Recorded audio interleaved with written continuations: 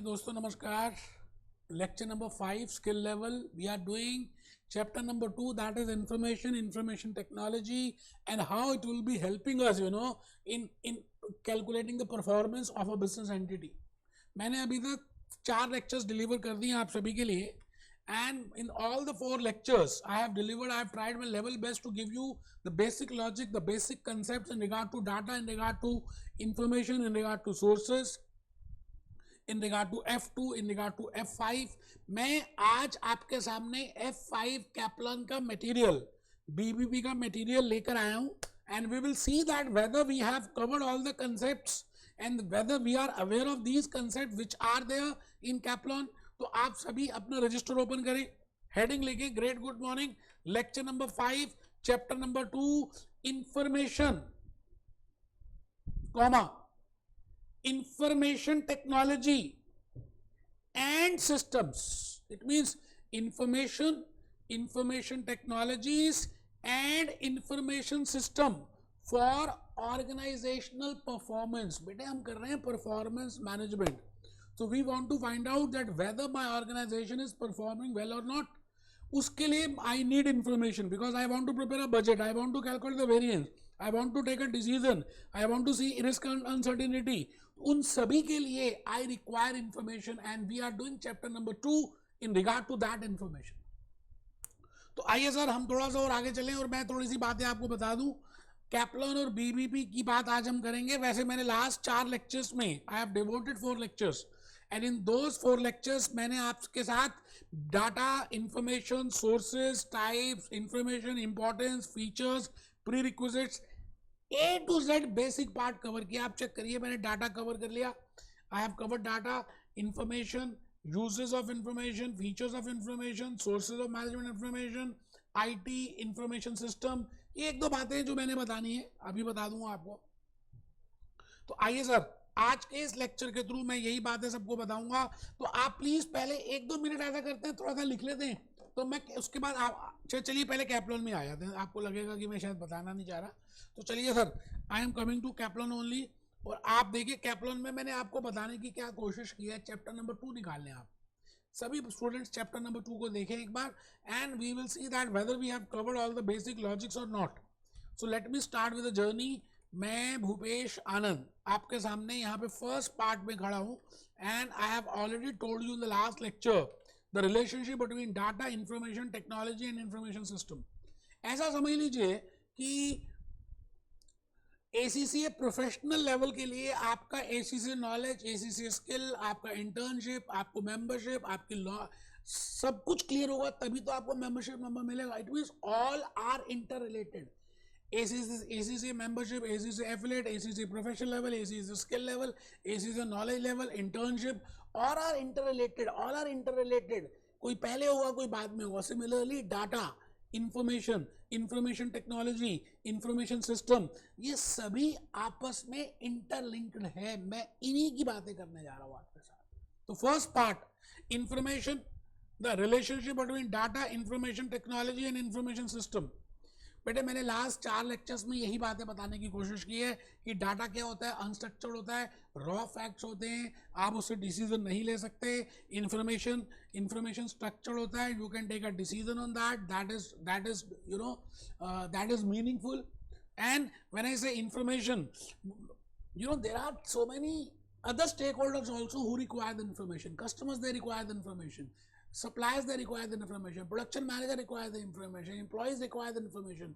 तो किस को नहीं चाहिए, सभी को चाहिए. तो यहाँ पे लिखा है the third part is also they require information. Owners, customers, employees, government agencies.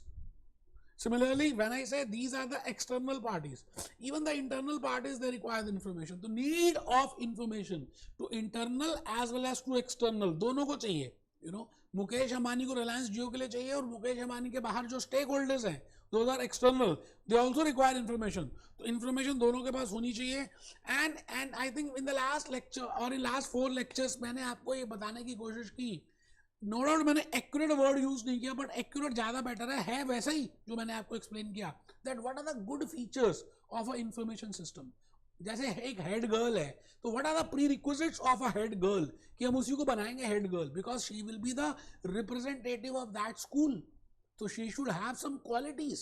Similarly, when I say information, effective information system should, that effective information should consist of these features.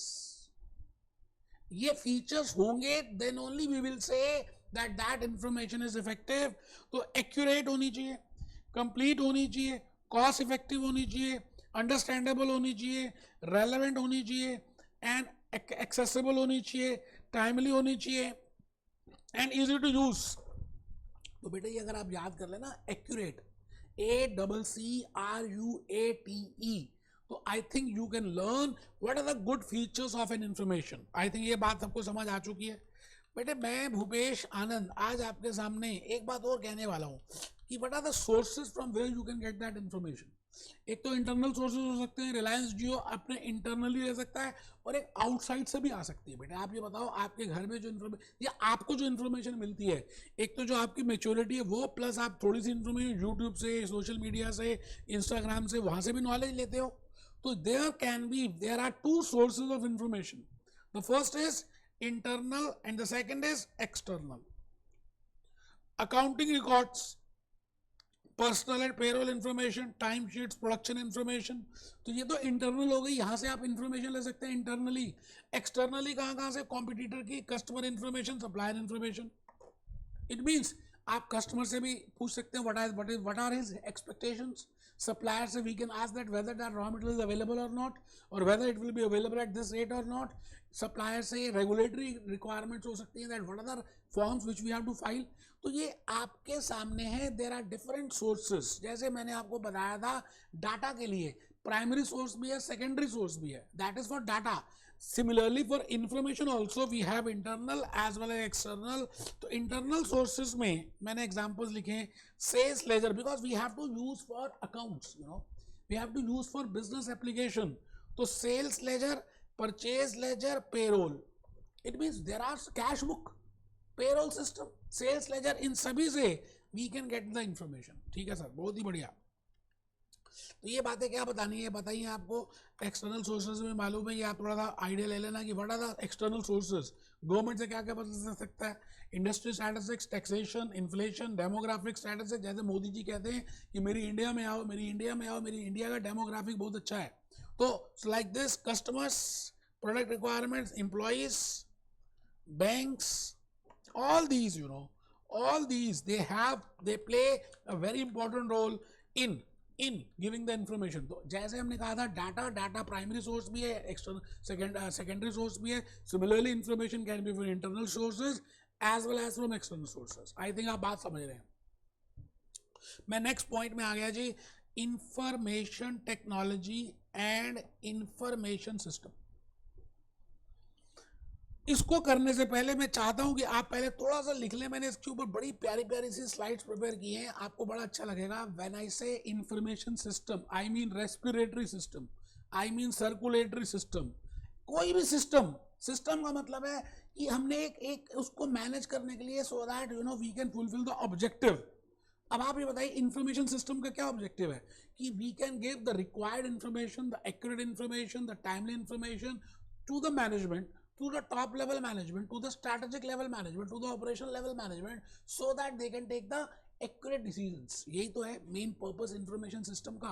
तो मैं आज आपके सामने यही बात बोल रहा हूँ कि भाई हम सपोर्ट करें उनके डिसीजंस को, कि रेगुलरली ऑर्गेनाइजेशन में जो भी एक्टिविटीज हो रही हैं, we should follow supporting activities so that they can take particular decisions. तो मैंने यहाँ पे लिखा, information system refers to provisions and management of information to support and running of the organization.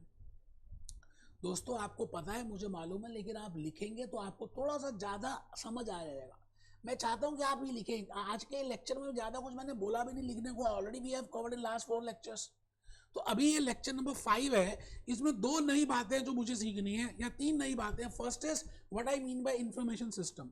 Second is what I mean by information technology, and third is what are the cost and benefits of information system if I want to launch, if I want to install an information system in my organization, तो मेरे खर्चे क्या होंगे और मेरी आमदनी, what are the benefits as we have discussed cost and benefit analysis. तो यहाँ पर मैं लिख रहा हूँ information system. It refers to provision and management of information. मतलब information को मुहैया कराना और उसकी management करना.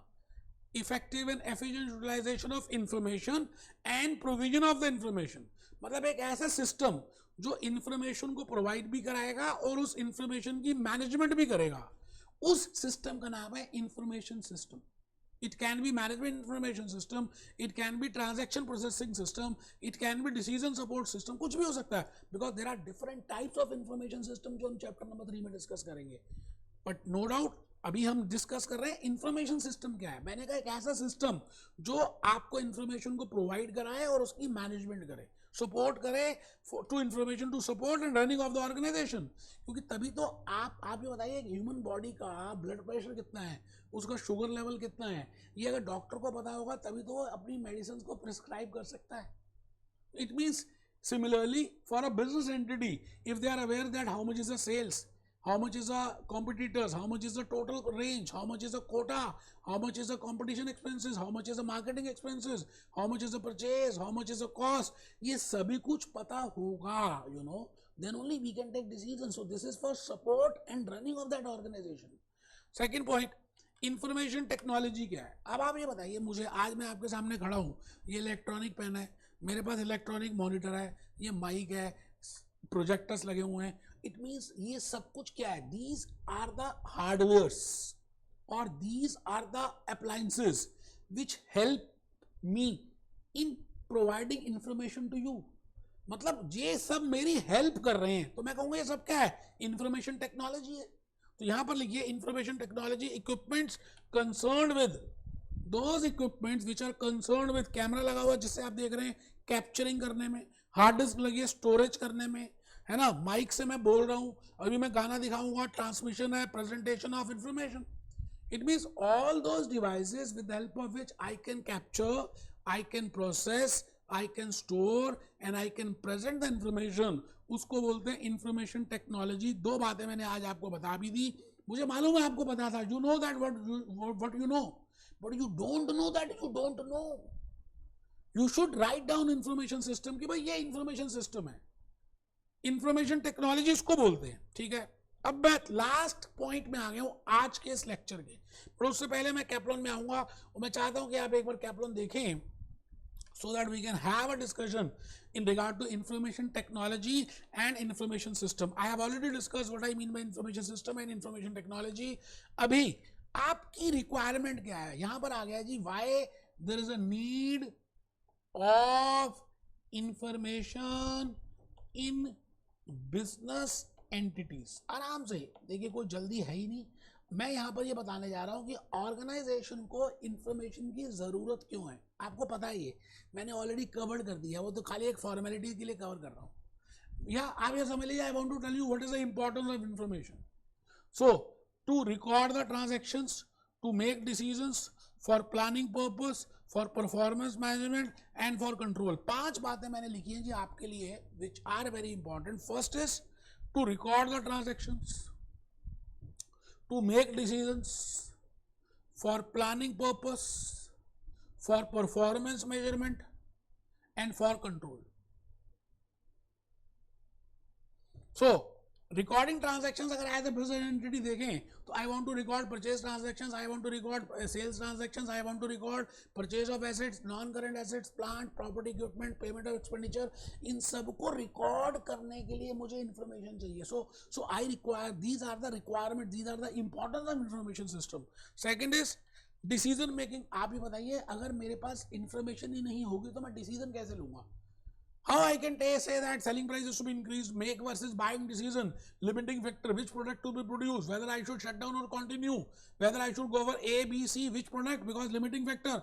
Unless and until I am aware that contribution per unit is this, or I will say throughput time is this, or throughput is this, or contribution per hour is this, मैं कर ही नहीं सकता यार जब तक information नहीं है. I cannot decide, I cannot plan, I cannot prepare budgets, sales budget, production budget, cash budget.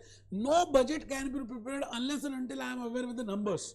When I say numbers, it means information. When I say information, it means meaningful information. It means structured information which will be helping me. And lastly, I can do performance measurement. I can measure the performance. I can measure the performance of an entity with the help of numbers. तो ये सभी कुछ जो मैंने आपको अभी बताया, these are very important. Then only that. So I will say these are the importance of information or these are the needs of information. ठीक है सर.